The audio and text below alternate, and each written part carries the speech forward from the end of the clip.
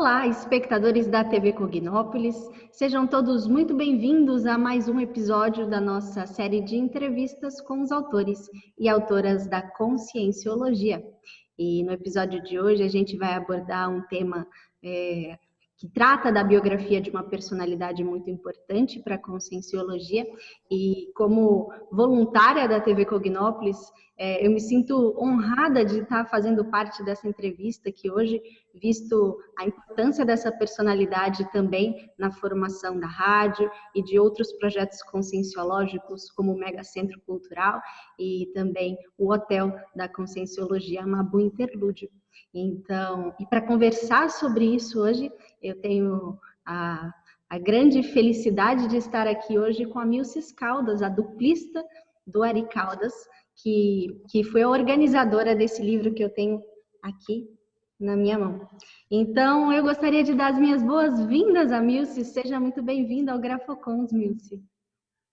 Eu que fico muito feliz de estar com vocês. Foi uma surpresa para mim, agradabilíssima, de poder conversar com vocês e passar um pouco, né, dessa personalidade tão ímpar que foi o Ari Caldas, empreendedor, muito conhecido, que ajudou muito aqui a Conscienciologia e muito lá onde nós morávamos, em Belo Horizonte. Então, eu fico muito feliz e muito grata a vocês por essa oportunidade. Muito obrigada, tá? A vocês todos. Tanto o Emanuel quanto você que está aí agora. Sim. Milces, eu queria compartilhar com os nossos telespectadores que ainda não tiveram a oportunidade de ler ou de, quem sabe, até conhecer o Ari. Eu não tive a oportunidade de conhecer ele, mas lendo essa obra eu me senti praticamente conhecendo a figura dele e me inspirando naquilo que vocês colocam no subtítulo, né, como empreendedor autodeterminado. E eu queria que você contasse para a gente um pouco mais dessa determinação, que desde o início do livro, né, você contasse de onde ele veio e como ele chegou aonde chegou e como essa determinação foi fundamental, traço fundamental para que a consciência dele trilhasse um caminho tão bonito, né? Uhum. Olha, Carolina, a história dele é muito bonita. Inclusive, no livro, ele começa falando que parece uma obra de ficção, mas não é a pura realidade. E realmente é realidade.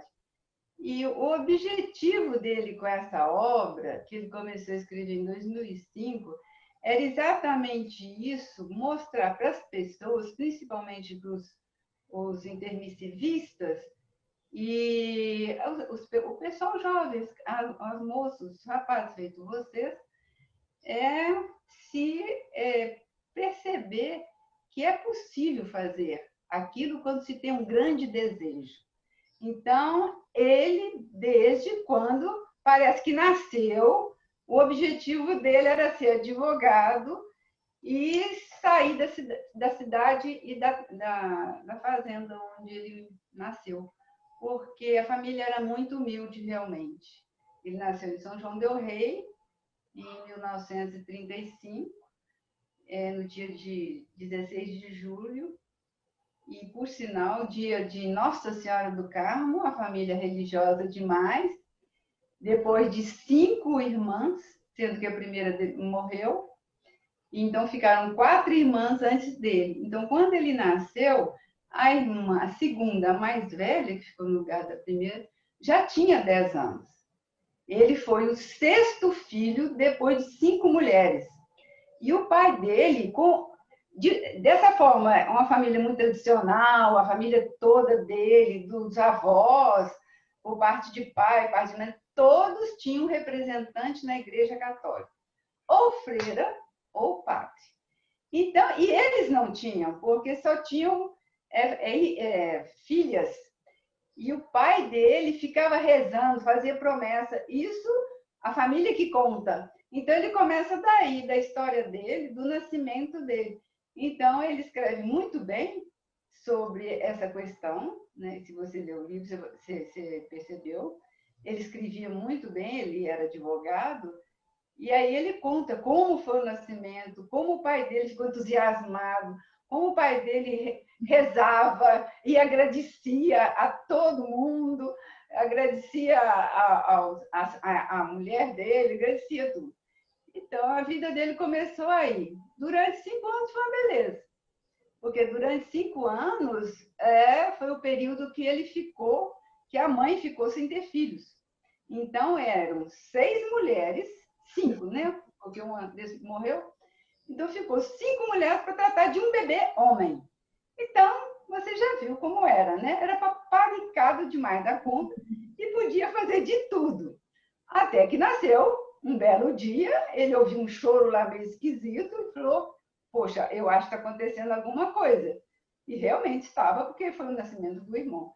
Quando o irmão nasceu, daí para frente, ele teve mais 5 anos só com a família, e parece que houve um corte muito grande, que o irmão era um pouco doentado, a mãe teve problema também com essa gestação e com o parto.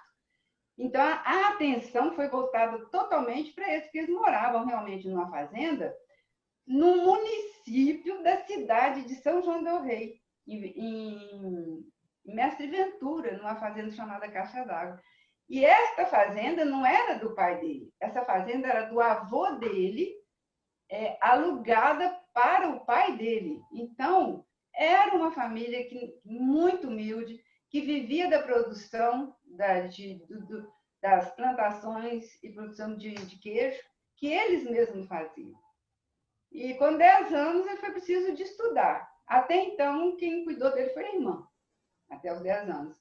E depois disso, ele foi para São João del Rei. O que aconteceu? Ele saiu da cidade de São João del Rei com 10 anos, com aquela paparicação toda de 5 irmãs, e de repente ele foi parar numa cidade que ele nem sabia o que era grupo escolar, na casa de uma parente que ele nunca tinha visto, tinha conhecido naquele momento, pela primeira vez, morar com ela. Então, começa daí, eu penso que o trauma dele, ele tinha um trauma de certo abandono.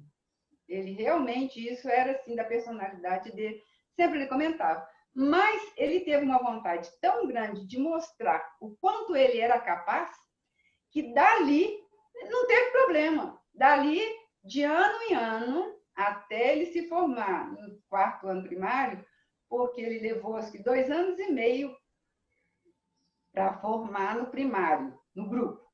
Mas o ano já tinha começado quando ele foi, porque foi no mês de julho que ele foi, então já tinham 6 meses já do grupo, né, do período, do semestre. Então ele entrou no 2º semestre, não conhecia nada, não sabia que tinha recreio, não sabia que tinha levar merenda, nem ele, nem a tia que ele ficou, porque era solteira, não tinha experiência nisso. Então ele passou muito aperto, apanhava muito, então foi um ano de adaptação e muito sofrido. Ele sempre falava, me contava, se eu não tivesse muita força de vontade, eu voltaria para casa e ficava lá. Mas eu não podia, porque eu tinha que estudar, eu queria estudar. Então, ele estudou nesse grupo escolar, João dos Santos, se não me engano, São João del Rei. Mas, assim, apanhando de colega, as professoras não davam muita atenção, porque ele não acompanhava a turma até então. Até que essa tia chamou uma das primas dela para conversar, que como que ia fazer, e ela não sabia como que ia ficar com o Ari, porque ela precisava de estar sempre na igreja, e ele tinha os horários de almoçar, de jantar, de ir para o colégio, de voltar do colégio, do grupo. Ele não sabia andar em São João del Rei, apanhava muito na ponte que ligava, que atravessava o rio. Aí mudaram novamente, foi para outra casa. E assim sucessivamente, até ele formar no primário. Do primário, ele voltou para casa. De casa, ele falou, pronto, e agora? Eu não fico aqui. Chamou os pais e falou, eu não fico aqui, eu quero estudar. Mas os pais não tinham condição, mas realmente não tinham condição. Então, chegou a hora de fazer aquele desejo de toda a família, né? Salesiano. Então, quem entrava para o salesiano só tinha uma direção e uma finalidade, ser padre. E ele não gostava nem de ir na igreja. Você já pensou como que era o problema? Era um problema incrível.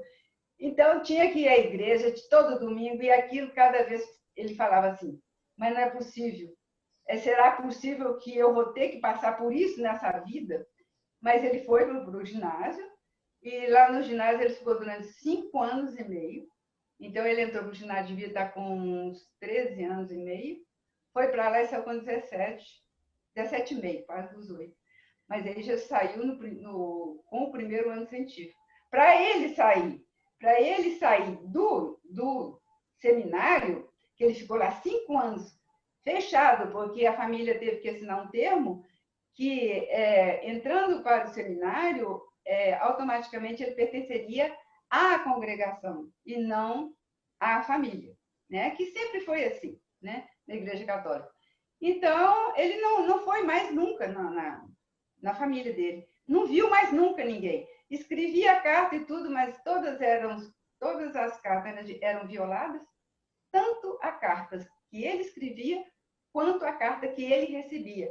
Então, ele ficou lá durante esse tempo todo, sem saber da família o que estava acontecendo, e nem a família sabia o que estava acontecendo com ele. De vez em quando ele recebia um saco de laranja que era repartido para todo mundo, chamava o pessoal, e aí o padre chupava as laranjas e o pessoal tinha que descobrir quantos caroços tinha na boca do padre. E quem descobrisse ganhava uma laranja. E ele ficava desesperado com aquilo. No final, ele ficava chorando, mas não tinha jeito. Aí, quando ele estava já, né, mais velho, ele pensou assim, não, eu não fico aqui. O que ele fez? Fez, então, um regime de fome. Passou a não alimentar. Então, passou a não alimentar durante um período grande e foi só ficando muito magro, porque lá no colégio eles tinham que trabalhar, ele inclusive ajudou na construção de uma parte lá do seminário. Eles tinham que levantar às 5 horas da manhã, de 5 às 6 eles trabalhavam na construção, de 6 às 7 eles iam à missa, 7 horas era o primeiro lanche. Então, você deu um período de 2 horas sem comer nada. Todos eles. E aí ia tomar o banho e ia tomar o lanche. Ia a primeira alimentação. Então, foi assim sucessivamente. Quando ele fez esse regime, ele ficou magro demais. E ele não sabia, mas coincidiu com o casamento da irmã dele.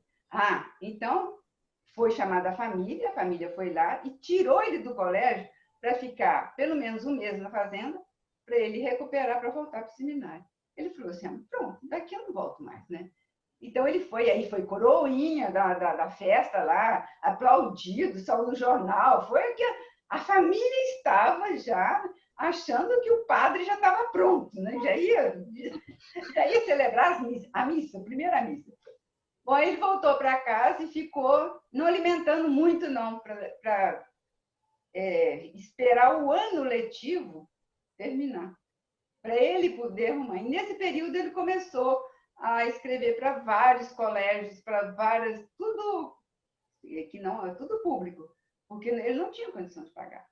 E aí um colégio, no final do ano, um colégio chamado em Oliveira, ofereceu para ele um semi-internato, mas ele teria que trabalhar, limpar salas de aula e um grande serviço para compensar a estadia dele do estudo e também da alimentação e tudo. Quer dizer, era normal, né?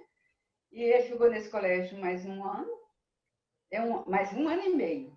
E ele fez um concurso, ele passou e entrou no segundo ano científico. Ele fez metade do segundo ano científico, já fez o terceiro, que o terceiro ele fez em Oliveira. Dali, ele escreveu uma carta para a madrinha. Madrinha, eu preciso de você. Descobriu que tinha uma madrinha em São João del Rei, também através de pessoas da família, que ele escreveu uma carta, igual você disse, carta. Não tinha celular, não tinha telefone, era carta, e a carta ia através do trem. Você imagina a dificuldade dessa correspondência. Então, toda a vida dele foi muito sofrida, mas ele não estava nem aí. Ele ia, o que passasse por ele, ele superava. Não tinha jeito. É aquela vontade, né? Aquela intenção da pessoa, aquele objetivo, aquela meta, sem depender de ninguém, sem ninguém instruir, sem nenhuma mãe para falar, não, você faz isso, não, filho, você faz aquilo, não. Ele tinha de tomar decisão por ele mesmo. Então, eu penso que foi uma pessoa já com um certo nível de maturidade, mesmo, né? E aí a vida dele foi assim. Quando ele foi para Bela, ele escreveu para a madrinha dele, ele tinha formado já lá em Oliveira. Formou com o primeiro lugar. E sempre os concursos que ele fazia, ele passava em primeiro lugar. E ele foi, escreveu para a madrinha respondeu. Quando a madrinha respondeu, ele falou, ai, pronto, acabou. Agora, minha liberdade total. Foi para casa da madrinha, a madrinha também não conhecia. Chegou lá, tinha mais 2 filhos. Ele descreve ela como uma amparadora também, né, no livro. Ela foi uma amparadora intrafísica.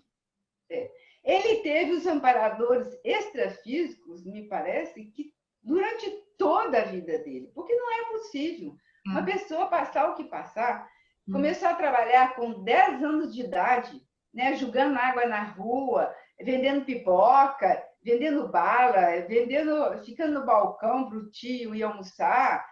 Quer dizer, para ele ganhar um cinema uma vez por mês, quer dizer, isso tudo precisava de ter assim, uma vontade intrínseca, muito forte. É impressionante. Impressionante.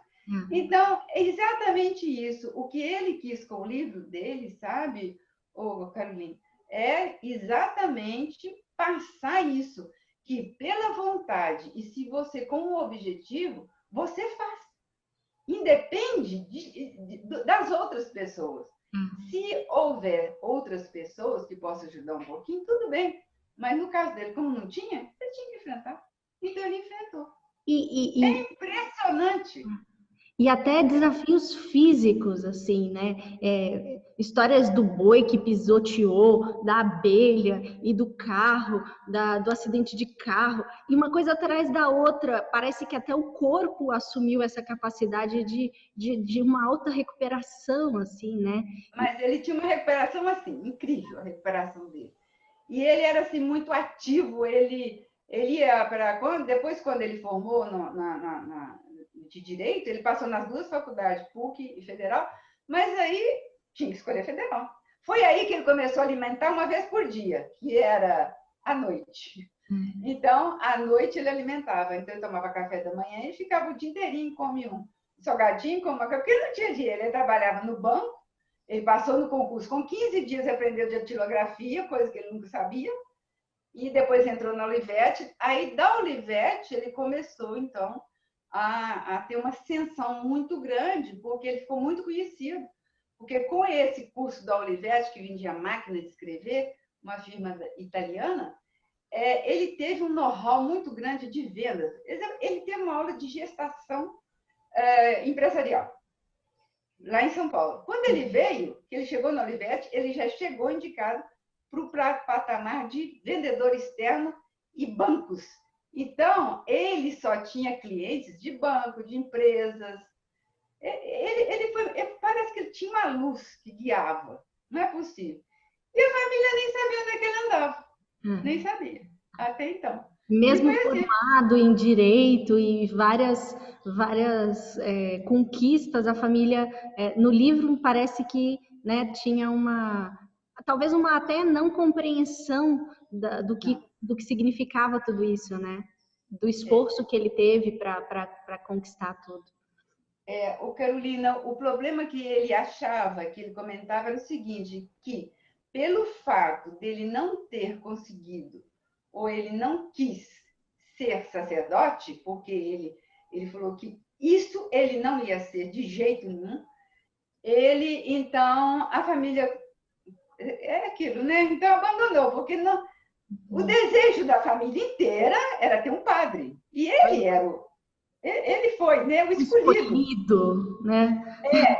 Nasceu no dia de Nossa Senhora do Carmo, mas não, foi o pai que botou no dia de Nossa Senhora do Carmo, porque depois, quando ele estava com 65 anos, que ele descobriu, através do Banco do Brasil, que a data de nascimento dele não era 16, era 17, mas ele ficou com muita raiva. Ele saiu de Belo Horizonte, foi lá, e conversou com os pais dele, mas foi assim um show que ele não admitia. Mas toda a vida dele, e foi assim que ele foi galgando, ele foi empresário, ele foi uma pessoa que introduziu, segundo, a caderneta de poupança através da Inca Crédito Imobiliário em Belo Horizonte. Você vê a capacidade que ele tinha de aprender, né, as coisas. Era uma capacidade incrível. E foi assim até ele sair da Inca, depois da Inca começou a mexer com construção, os filhos nossos já estavam todos fazendo, iniciando, né? Mas antes da gente chegar nos filhos, tem um capítulo que eu gosto muito, que é o Milces em Minha Vida. E descrição de... Eu pensei que eu ia saltar esse capítulo. Esse livro é a descrição de uma dupla evolutiva exitosa. E tem algumas coisas que eu queria até trazer aqui para quem está em casa. Pode, ótimo. Sem Muito problema. legal. Que ele fala assim, quando ele conheceu a Milces, ele falou assim para ela, tenho certeza que já conheço você. E depois ele fala, ainda disse, mas nós temos algo para fazer juntos, algo grande. É a descrição perfeita de uma dupla evolutiva, com uma proexis, uma meta conjunta assistencial. E vendo a trajetória de vocês, traz o completismo disso mesmo, né? Então, eu queria que você contasse um pouco dessa união, dessas percepções. Queria ouvir o teu lado também disso tudo. Pois é, mas foi muito engraçado. Nós nos conhecemos, eu o conheci numa festa lá perto de casa. Ele era 8 anos mais velho do que eu. E aí eu fui nessa festa. Quando eu entrei na festa, que eu subi uma rampa, que eu bati o olho nele assim, ele parece que ele assustou comigo e eu com ele. Ele estava num canto. E aí eu vi sair lá tal. Depois, a moça da festa, a dona da festa, me apresentou a ele. Eu falei assim, tá.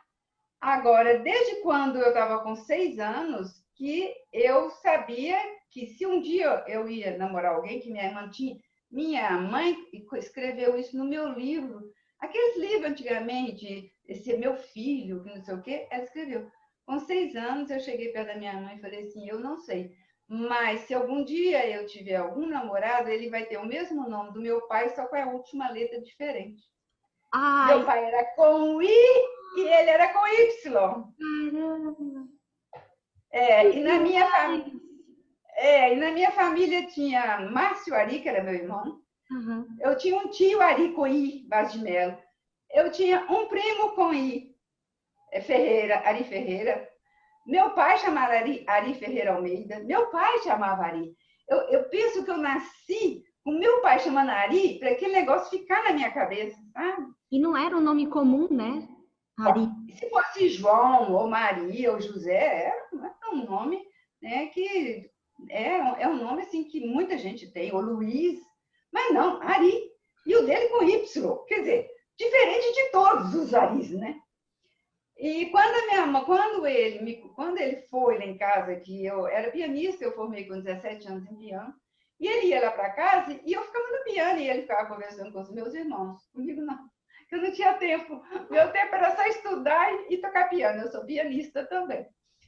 Então, ele ficava lá. Um belo dia, minha mãe ficou com assim, não, filho, peraí, eu tenho 3 filhas. Será qual das 3 que esse rapaz está querendo namorar? Porque não é possível. Ele vem aqui todo sábado e domingo, bate ponto aqui o tempo todo. Como é que é isso? Aí ela chamou e falou assim, olha ali, eu vejo que parece que você está interessado em alguém. Qual das minhas filhas que você tem? Ele falou, Nilce. Eu estava no piano, ela falou, o quê? Pode desistir. E eu ouvi. Aí, não sei lá o que eles conversaram, ela falou, tá bom, vou chamá-la. Eles estavam na varanda e eu estava na sala. Aí ela foi lá, ele chamou, aí ela me chamou e falou assim, olha, o Ari está te pedindo para namorar você. Eu falei, o quê? Eu não quero namorar, não, eu quero estudar. E entrei e fui embora. Dali a minha mãe me obrigou a pedir ele desculpa. Aí foi o ponto para ele conversar comigo, né? Porque uma dica. Aí começou a conversar a falar comigo, que ele me conhecia, e que não sei o quê. Eu falei, mas conheço, o cara me conhece hoje. Aí eu tinha sonhos, porque na época, até hoje, eu tenho um parapsiquismo muito aguçado. Então, eu sonhava com uma pessoa que ia encontrar com ela, que nós tínhamos uma missão a cumprir. Mas eu não sabia qual era essa missão.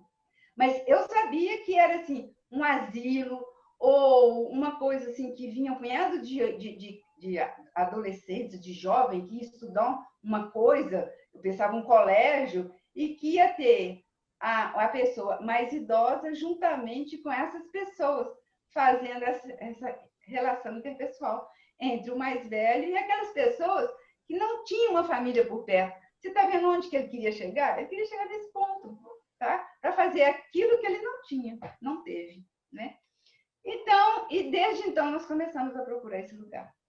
E eu conheci a Conscienciologia em 99, mas desde os 7 anos de idade eu não aceitava os grupos que eu ia aos colégios. Estudei em Colégio Batista, Mineiro, e quando eu cheguei no colégio, eu cheguei na minha casa e falei, não, eu não vou para essa sala, porque não é a minha sala. Não quero, definitivamente. E deu um berreiro danado, foi um horror, eu estava com 6 anos, e foi preciso Não, mas dizem que foi assim um show, que não eram os meus colegas que eu queria, e eu também falava que não era a minha família. Uhum. Todos os meus irmãos têm um nome com M-A-R, eu tenho M-I. Então, eu sou 6.000 vezes, tá entendendo? Então, 6.000. Eu acho que eu já vim aqui 6.000 vezes, né? E agora que eu acertei. Então, a nossa ProEx, quer dizer, a nossa programação existencial, porque a gente vem aqui por algum motivo, a gente não vem aqui só para passear, comer, farriar, não é só isso. Nós viemos aqui com um propósito. Então, principalmente aquele que já tem isso mais ou menos intuído, quer dizer, dentro da intraconsciencialidade, quer dizer, dentro da cabeça, não, no inconsciente. Então, essas pessoas realmente elas já vêm com um propósito, né, com a finalidade.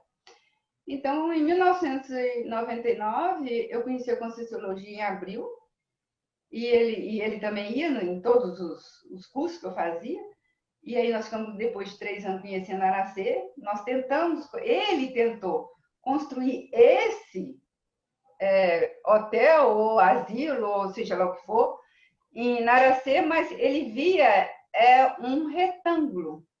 Inclusive, a minha nora, eu tenho um desenho dela que ela sonhou com ele em 2015, falando com ela assim, olha, desenha aquele desenho nosso, que nós um dia desenhamos, e entrega para a Milces para ela começar a trabalhar nessa questão não é do asilo, de uma casa ou de um lugar para as pessoas mais velhas, que hoje vai estar aqui, né, no condomínio Manacá, que eu estou. Quer dizer, o Ari construiu do lado de cá e ajudou.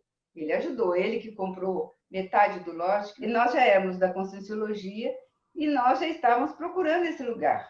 Então, quando nós começamos a vir aqui, nós viemos aqui na época da inauguração da holoteca. A holoteca estava ainda colocando porque teve uns 2 eventos assim que o professor Valdo vai estimular as pessoas, né, a mudar para cá e tudo.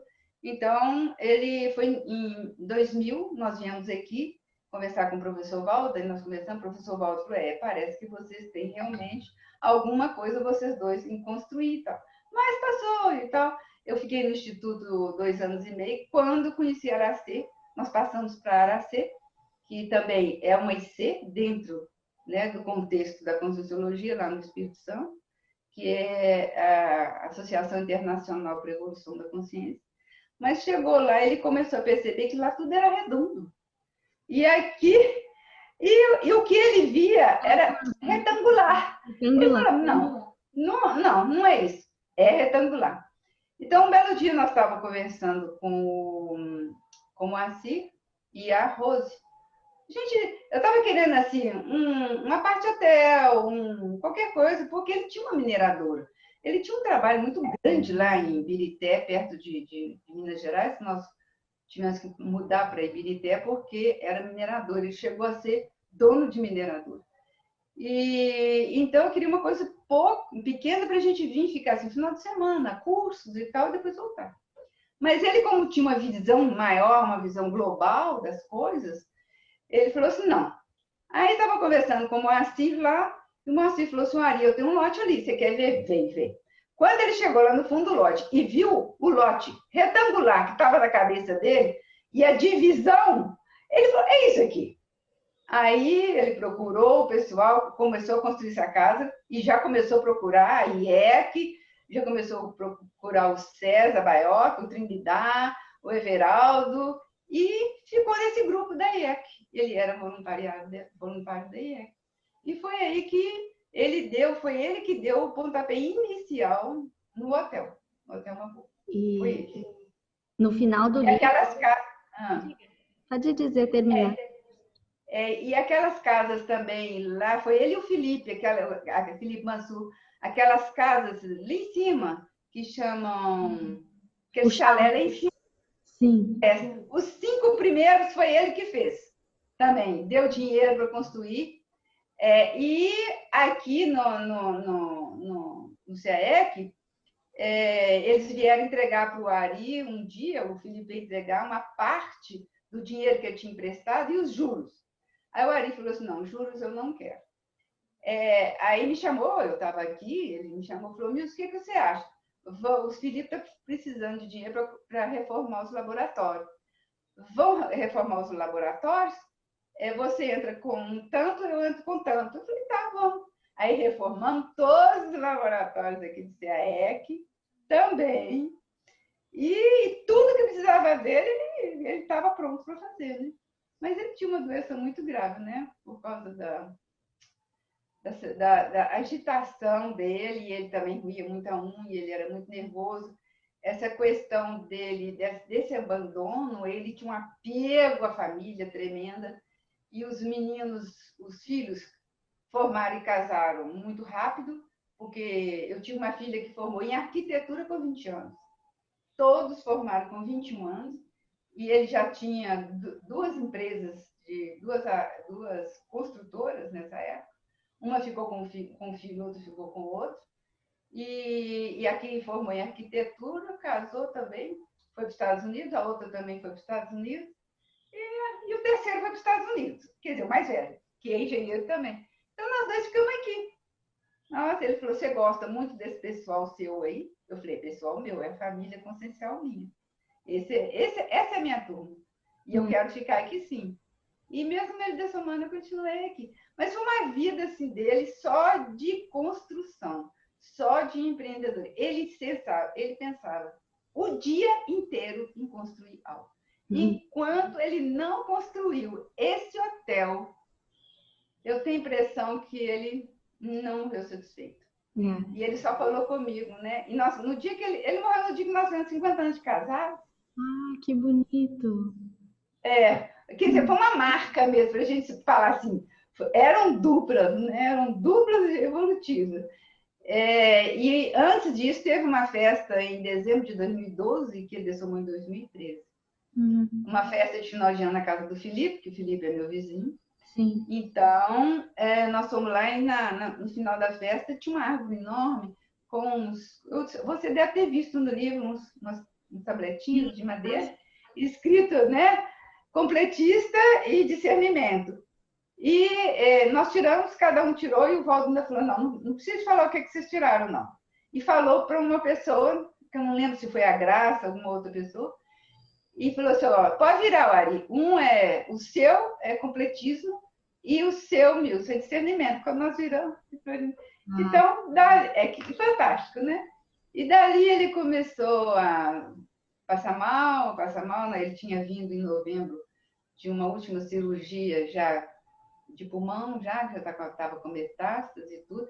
Mas se você o visse, ele ficava rindo o dia inteiro, ele trabalhava o dia inteiro, ele ia para o IEC, ele não parava, e construiu 2 orquidários lá no discernimento, aqui ele construiu, caía, tornava a construir outra vez. Por mais que a gente falasse assim, aqui não dá orquídea, não tinha jeito, e comprava 5.000 orquídeas, punha lá dentro, morria metade, assim, desse jeito. Não tinha como controlar, não tinha. Uma ótima companhia, bom pai demais da conta. Os filhos dele tiveram, nossos filhos, né? Tiveram tudo que queriam, mas eles tinham que também ter responsabilidade com o estudo. Todos eles falavam 2 ou 3 línguas, todos eles formados em duas faculdades, todos eles. E é isso, os genros também são maravilhosos, minha nora. Então, eu tenho uma família lindíssima, uma família consciencial mesmo. Então, a nossa... muito bacana, eu acho. E o livro dele, Carolina, ele escreveu esse livro e faltando uns 3 dias, mais ou menos, para ele morrer, ele me chamou e falou, olha, eu tenho uma surpresa para você, mas eu sei que eu não vou poder te dar. Escondido. Eu falei, será o que é agora? E eu já ficava de cabelo em pé. Ele falou, olha, o caso é o seguinte, você sabe que eu escrevo, né? Eu falei, sei, você escreve. E aonde? Aonde está esses escritos? Ele falou, pois é, agora é sério, eu vou te falar onde é que está esses escritos, está numa caixa, está nos seus livros que você usa menos, em folhas soltas, e eu boto o ano, mas cada hora, de vez em quando, parece que eu acho que eu escrevo novamente a mesma coisa, mas eu vou te pedir um favor. Acaba esse livro para mim, faz ele edição, como fala, tem até aqui, edição gratuita, né? E você doa isso, porque isso eu quero que seja um exemplarismo para todas aquelas pessoas que ficam, ai, meu pai, ai, meu isso, ai, eu tô, ai, é porque eu não tenho família, ai, é porque... E com dificuldade, essa dificuldade não existe. Basta você ter organização, ter vontade, primeiro item, ter intenção cosmoética, ter uma meta, eu quero isso, e cosmoeticamente chegar lá, porque o Ari nunca pediu dinheiro emprestado. A Ninhá pediu uma vez para comprar o nosso apartamento, foi negado para nunca mais, da família. E também a auto-organização. Ele tinha uma auto-organização de fazer inveja a qualquer pessoa. Eu nunca peguei uma roupa do Ari no chão para guardar, uma xícara dele para lavar, para guardar. Não, nunca. Ele era de uma organização impressionante. Ele falou que ele só não queria que eu visse o livro dele antes, que o livro dele ele queria que eu visse total. Eu vi total, porque aí eu fiz a organização dele, né? Eu organizei tudo e foi ótimo. Olha, eu estou tendo muito feedback, estou tendo muitas pessoas me parando, me agradecendo e falando, Milson, mas eu não sabia que o Ari teve tanta dificuldade de chegar onde chegou. Eu falei, porque as pessoas acham que caiu tudo do céu, nossos pais. Nossos pais eram milionários, então nós tivemos um pouco de sorte, então tiramos na loteria. Porque por mais que a gente repetisse que a gente trabalhou muito a vida inteira, eu dirigia trator lá na fazenda. As nossas fazendas tinham poucos empregados, porque a nossa receita era assim, tinha receita, mas a gente tinha que pagar muita coisa também. Era adubo, era animal, era ração, era tudo, né? E a mineradora também, nós tínhamos empregados demais da conta. E tudo aquela organização, tudo certinho, dava para pagar tudo, se via... Mas era impressionante, era impressionante. E ele quer que passe isso, essa autenticidade dele, essa vontade, essa meta, essa vontade de servir de como exemplo, a pessoa pode chegar ao seu objetivo por ela mesma, pedindo. Claro, que não ter tanto orgulho de chegar para a pessoa, né, e pedir, olha, eu posso ficar na sua casa? Eu posso ficar aqui quanto tempo? E dali arrumar um emprego e continuar. Ele que pagava os estudos, ele que pagava tudo. Então, eu acho o livro dele muito bom e é um exemplo muito grande. É um exemplo muito grande. Então, a finalidade do livro é essa, que ele deixou, entendeu? Milces, a gente já está, infelizmente, chegando no fim da nossa entrevista, do tempo, mas queria agradecer demais a tua presença aqui, agradecer a tua força consciencial também de finalizar, de colocar esse livro publicado para que a gente pudesse ler e ver a história de vocês dois como dupla evolutiva exitosa, ver a história do Ari também como consciência autodeterminada e tudo isso que você disse aí que eu concordo plenamente. E queria agradecer a tua presença aqui. E eu que agradeço, agradeço demais. E olha, gente, quem não tem o livro é edição gratuita. Eu tenho ainda um pouco, viu? Quem quiser obter, é só vir aqui no CAEC, na Epígrafe, com a Rose, ou então com o Marcos, e pegar um. É só pegar. A história dele é muito bonita, e tem muita coisa aqui para ser lida. Não é, Carolina? Vale a pena. Vera, muito obrigada, viu, gente? Muito obrigada por eu poder difundir um pouco esse empresário muito conhecido em Belo Horizonte. Muito obrigada mesmo. E aqui posso também. Nós que agradecemos. E o Grafocons de hoje vai ficando por aqui, mas a gente se encontra em outros livros, outras entrevistas aqui na TV Cognópolis. Tá, espero. Tchau, um abração. Muito obrigada, viu, Carolina? A gente que agradece.